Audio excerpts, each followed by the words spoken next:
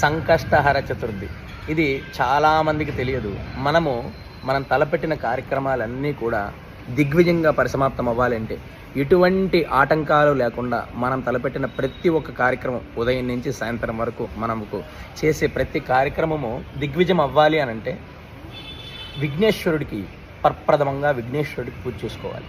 ఆ విఘ్నేశ్వరుడిని పౌర్ణమి తర్వాత వచ్చే చవితి రోజు సంకష్టహర చతుర్థి అని చెప్పి సాయంకాలంలో ప్రదోష కాలంలో స్వామివారికి అభిషేకం చేసుకొని అర్చన చేసుకుంటే మనకు ఎటువంటి ఆటంకాలు లేకుండా మనం తలపెట్టిన కార్యక్రమాలన్నీ కూడా దిగ్విజయంగా పరిసమాప్తమవుతాయి.